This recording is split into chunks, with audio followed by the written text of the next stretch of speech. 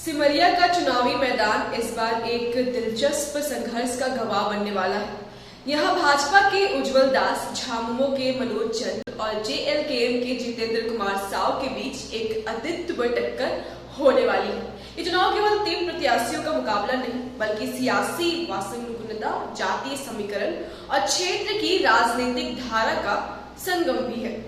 उज्जवल दास का नाम सुनते ही सिमरिया के लोग उपेंद्र नाथ दास को याद करते हैं, जिनकी 4 बार जीत ने भाजपा को यहाँ एक मजबूत आधार बना दिया।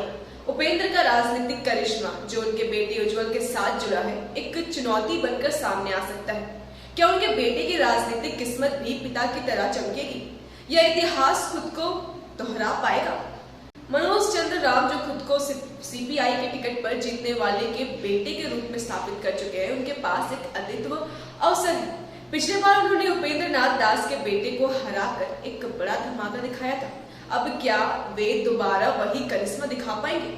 ये सवाल चुनावी माहौल को और भी रोचक बना रहा है। अब बात करें तीसरे खिलाड़ी जितेंद्र कुमार राव की, जो जेएलकेएम के प्रत्याशी हैं। उनका प्रवेश चुनावी गणित में एक नया अध्याय की शुरुआत कर सकता है। क्या वे तीसरे कोण के रूप में उभरेंगे?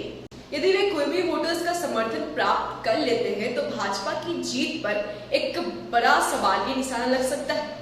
इस क्षेत्र में जातीय समीकरण बहुत महत्वपूर्ण है। यहाँ लगभग 30% अनुसूचित जाति के वोटर्स हैं, जिनकी राजनीतिक प्राथमिकताएं चुनाव परिणाम को प्रभावित कर सकती है। मुस्लिम और एसटी समुदाय के वोट झामुमो के पक्ष में जा सकते हैं, जबकि यादव वोटर्स का झुकाव आमतौर पर भाजपा की ओर होता है।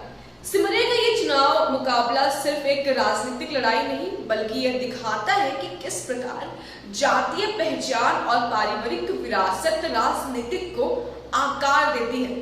भाजपा को उम्मीद है कि वे साव, राजपूत और महतो वोटर्स को अपने साथ जोड़कर मजबूती से मैदान में रहेंगे। जैसे जैसे चुनाव का ये दिन नजदीक आ रहा है, सिमरिया की राजनीतिक हवा में हलचल तेज होती जा रही है। 30 नवंबर का दिन न केवल चुनाव का परिणाम लाएगा, बल्कि यह तय करेगा कि कौन सी पार्टी इस संघर्ष में विजय होती है।